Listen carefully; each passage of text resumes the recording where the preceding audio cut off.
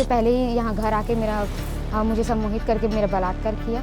उसके बाद वो मुझे धमकी देने लगा कि अगर तू मेरे साथ नहीं चलेगी, मेरे हिसाब से नहीं रहेगी, तो मैं कुछ भी कर सकता हूँ। कि पुलिस थाने में जब लाने के बाद अपराधी को वो पुलिस से भाग कैसे गया, और वो भागा है तो यहाँ की पुलिस की मिलीभगत है। ये मेरे को रायपुर में आर्य समाज में लेकर गया, जहाँ ज़बरदस्ती मेरी मर्जी के खिलाफ ही मेरे से ज़बरदस्ती रात के समय 10 बजे मेरे साथ शादी किया। 19 तारीख को मेरे को अपने घर से ज़बरदस्ती बाल से घसीटते हुए मेरे को बहुत ज़्यादा ज़बरदस्ती मारपीट करते हुए ये मेरे को घर से लेकर गया। और उसकी बहुत ज़्यादा पकड़ भी है, वो क्रिमिनल टाइप सा है, वो बड़े बड़े लोगों में उसका जान पहचान है, इसलिए उसको कोई भी छुड़ा दिया करता था। फिर घर आके धमकी देने लगा कि मेरे भाई को मार दूंगा, मेरे पापा को मार दूंगा करके बार बार वो धमकी देने लगा। उसकी माँ और वो दोनों ही बहुत ज़्यादा प्रताड़ित करते थे। ये लोग मेरे को मानसिक तरीके से और शारीरिक तरीके से दोनों से ही टॉर्चर करते थे। वो मेरे ऊपर बहुत सारी तंत्र विद्याएँ करता था और मुझे ये प्रेशराइज कर रहा था कि अब पूरा जो भी मैटर है और जो भी है वो सब अपने फैमिली के ऊपर डाल। ये एक ही बच्ची का मामला नहीं है, अब जब वो भागा है ना, ईश्वर भी हमारे साथ है। दिविजा इंटीरियो बिलाई का ट्रस्टेड इंटीरियर डिजाइनिंग और मैन्युफैक्चरिंग स्टूडियो। घर वही होता है जहां सुकून और स्टाइल दोनों साथ हों, और इसी सोच को हकीकत में बदल रहा है दिविजा इंटीरियो, जहां हर डिजाइन सिर्फ बनाया नहीं जाता बल्कि महसूस किया जाता है। कुछ दिनों पहले जामुल थाना क्षेत्र से एक मामला सामने आया था, जहां एक लड़की को उसके घर से अपहरण करके ले जाया गया था, जिसका सीसीटीवी फुटेज भी काफ़ी वायरल हो रहा था। पुलिस की तरफ से उस मामले में यह कहा जा रहा था कि जो लड़की अपने घर से ले जाई गई है वह उसके पति के द्वारा ले जाई गई है, दोनों शादीशुदा हैं। लेकिन लड़की ने आज मीडिया के सामने आकर के कहा है कि मैं अपनी मर्जी से नहीं गई थी, मेरा अपहरण हुआ था, और जो व्यक्ति उसे लेकर के गया था, जिसका नाम हेमंत अग्रवाल बताया जा रहा है, उस पर गंभीर आरोप लगाए हैं। मीडिया से मुखातिब होते हुए उसने कहा है कि वह व्यक्ति उससे बार बार उसके साथ ज़बरदस्ती शारीरिक संबंध बनाता था। इसमें तंत्र मंत्र का भी एक एंगल सामने आ रहा है। लड़की का कहना साफ है कि वह लड़का उसे सम्मोहित करके बार बार उसके साथ शारीरिक संबंध बनाता था। इतना ही नहीं, उसका कई बार गर्भपात भी कराया गया है। यहाँ तक कि लड़की के पिता को झूठे गांजे के केस में भी फंसाया गया, ऐसा लड़की का कहना है। हेमंत अग्रवाल पहले से ही शादीशुदा था, यह बात भी सामने आ रही है। और इतना ही नहीं, वह तंत्र मंत्र करके और भी लड़कियों के साथ ऐसा किया होगा, ऐसा लड़की का कहना है। लड़की ने आज मीडिया से मुखातिब होते हुए क्या कुछ कहा है, आप आगे ज़रूर सुनिएगा। ये हेमंत अग्रवाल और आरोपी, जो कि उसकी माँ है लीला अग्रवाल, जो मेरे पापा के ठेले में नाश्ता वास्ता करने के लिए आना जाना करती रहती थी बार बार। तभी से मेरे पापा से थोड़ा बातचीत हुआ, उन्होंने बताया कि मेरी आर्थिक स्थिति ठीक नहीं है, इसलिए फिर वो भी बार बार और पूछने लगी, पूरा हर चीज़ डिटेल लेने लगी। और फिर मेरे पापा ने बताया कि मेरी बेटी को भी बहुत सारी कुछ समस्याएं होती है।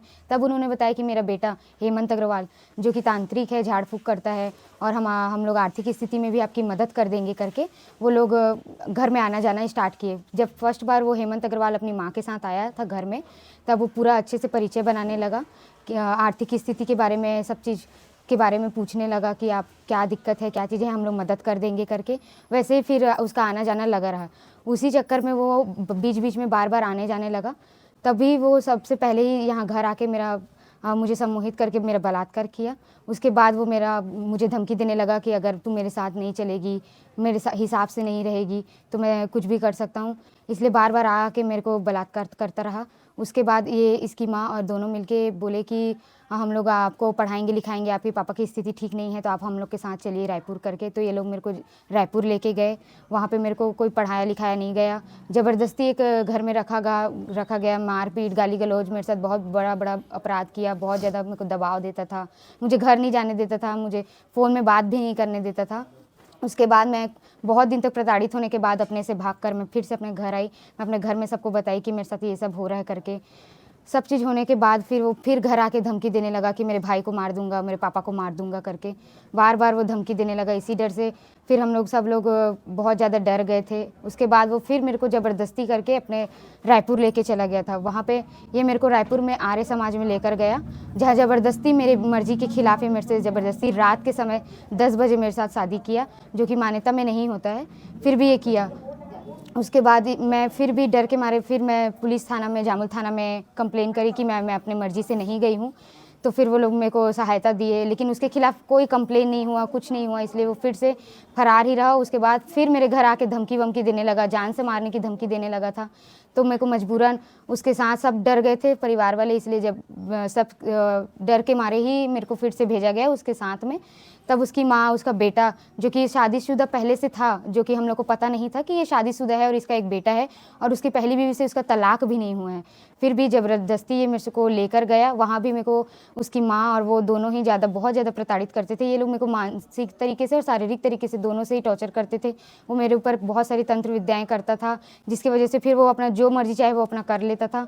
और ये सब की जानकारी उसकी माँ को भी होती थी, बट वो उसकी माँ कुछ भी नहीं बोला करती थी, कोई एक्शन नहीं, कुछ भी नहीं, वो पूरा उसका सपोर्ट करती थी।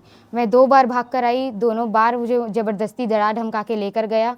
फिर अब मैं आखिरी बार जब बहुत ज़्यादा परेशान हो गई थी, तब मैं यहाँ आखिरी बार 10 अक्टूबर को मैं सखी सेंटर में आई। सखी सेंटर वालों ने उसको काउंसलिंग के लिए बुलाया गया, तो काउंसलिंग में भी सबको धमकी देने लगा, मार दूंगा, जान से मार दूंगा करके धमकी देने लगा। अपना जो भी वो लिखा हुआ था वो सब फाड़ के गाली गलौज करके ही वहाँ से निकल गया था। सखी सेंटर वालों ने उसके खिलाफ कोई भी एक्शन नहीं लिया, उनको भी गाली दिया गया, मारपीट जैसे पूरा कोशिश करने लगा, फिर भी कोई एक्शन नहीं हुआ। बल्कि सखी सेंटर वालों ने ही उसको पूरा सपोर्ट किया। अभी तक उसको हर चीज़ बताया गया कि इन लोग केस करेंगे, ये वो, उसको पूरा सपोर्ट सखी सेंटर वाले लोगों ने दिया।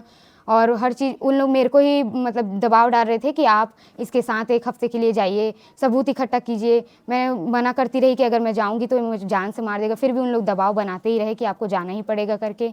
फिर ये लोग उसको छोड़ दिए और फिर मैं अपने घर भी आई।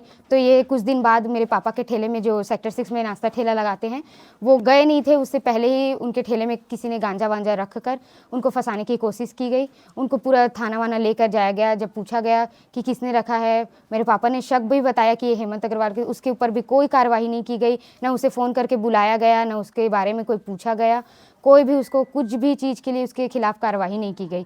इसी वजह से वो इधर उधर घूमता फिरता रहा, अपना कांटेक्ट बनाते रहा बड़े बड़े लोगों से, पुलिस वालों से, सखी सेंटर वालों से, सबसे अपना कांटेक्ट करते रहा। और उसके बाद ये अभी 19 तारीख को मेरे को अपने घर से ज़बरदस्ती बाल से घसीटते हुए, मेरे को बहुत ज़्यादा ज़बरदस्ती मारपीट करते हुए ये मेरे को घर से लेकर गया।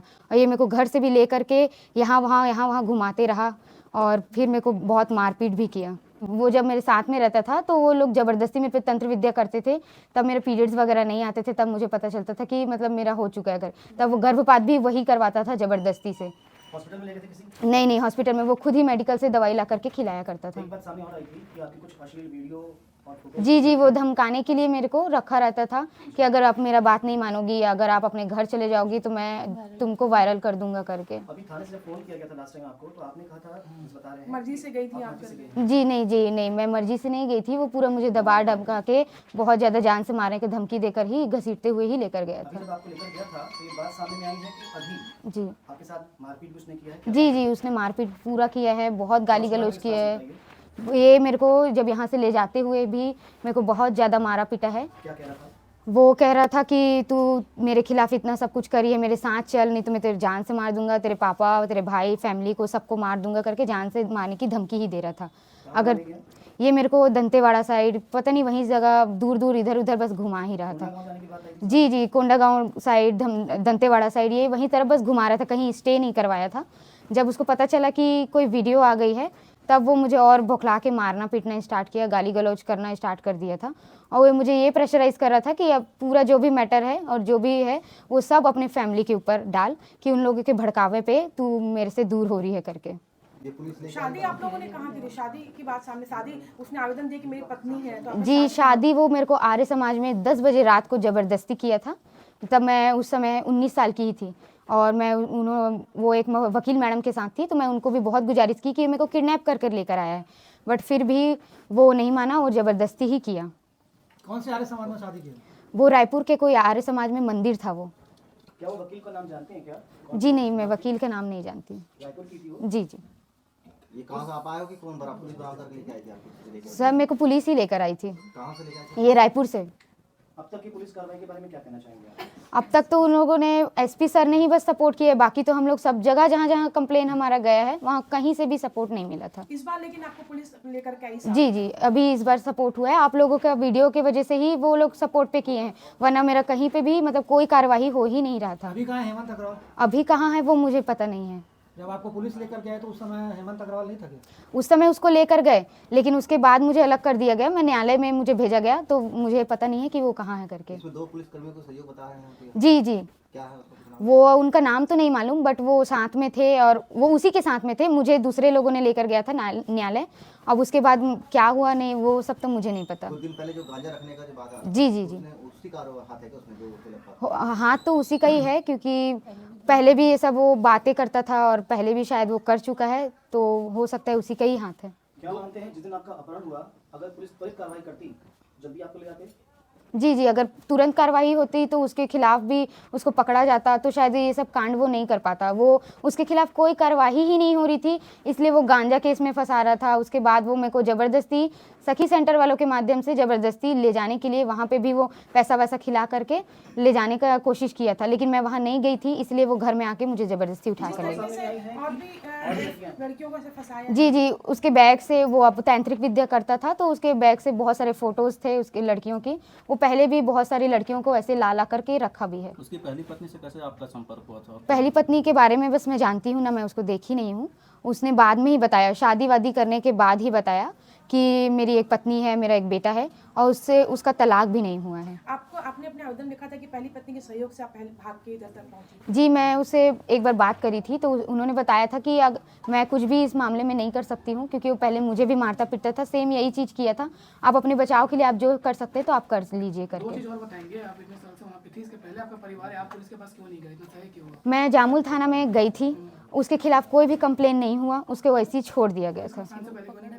और उसकी बहुत ज़्यादा पकड़ भी है, वो क्रिमिनल टाइप सा है, वो बड़े बड़े लोगों में उसका जान पहचान है, इसलिए उसको कोई भी छुड़ा दिया करता था।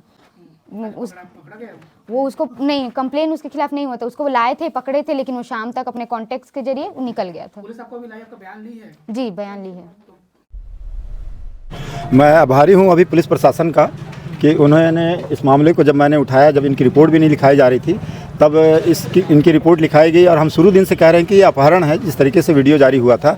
और लोगों ने, यहाँ के बस्ती वालों का मैं आभारी हूँ कि जो वीडियो उन्होंने जारी किया था। और सबसे ज़्यादा पत्रकारों का आभारी हूँ जिन लोगों ने प्रमुखता से इस बात को छापी, दिखाया, जबकि पुलिस कह रही थी कि ये जो मामला है, ये जो है पति और पत्नी का है। अभी आज बच्ची ने बयान दिया, आपने देखा कि मेरी उम्र 20 साल की, वो 45 साल का, पति पत्नी का रिश्ता ही कहीं नहीं कहलाता है। मेरे से शादी ज़बरदस्ती की गई, सम्मोहन में की गई। और अभी मैं अभिषेक